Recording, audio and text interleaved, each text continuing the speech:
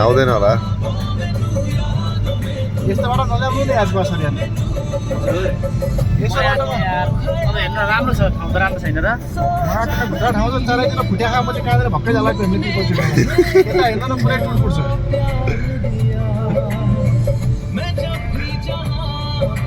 सिटिमिटी ठाउँ ल्याउँदैन नि त्यो च्यालेन्जेबल ठाउँ हुन्छ अब क्या सबैतिर भक्तपुरको सानो 7 लेनको बाटो जस्तो हुन्छ र यहाँ त क्रस हुन्छ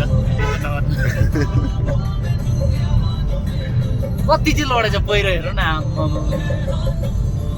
अनि बाटै यस्तै छ पहिरोले केही गराखेरि त बाटै साँगुरो रहेछ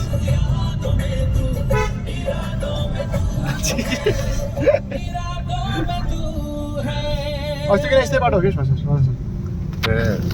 ए तिम्रो कफरी के तिनीहरू त्यो त ठिकै छ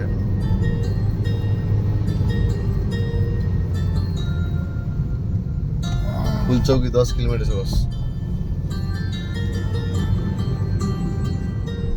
के भेट्यो कि नले खाना प्लान्टहरू चिनाएर होला नि हर्न मार्दैन भैया यार त्यो त एक्सपिरियन्स हो नि उसले किन बनाउनु पर्छ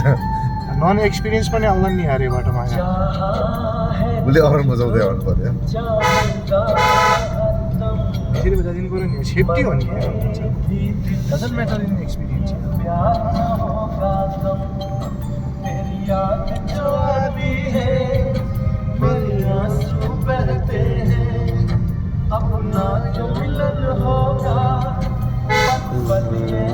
यो बाटो एक्लै लास्ट नआउनु भन्छन् क्या किन ग्रुपमै मात्रै आउनु हो र भूतको लागि त्यसको लागि पनि ए चुप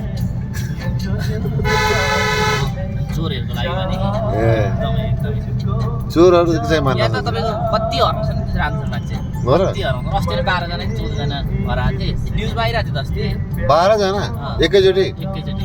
त्यहाँ बाटो सर्टकट खोजेर जानेहरू म्याक्सिमम हराउँछ क्या होइन त भन्नाले अब हराउनुको त रिजन होला नि त के सर्टकट खोजेर जाने भेट्दैन भेट्ने नभेट्ने त्यो खाइदिने हो बाघ भालुले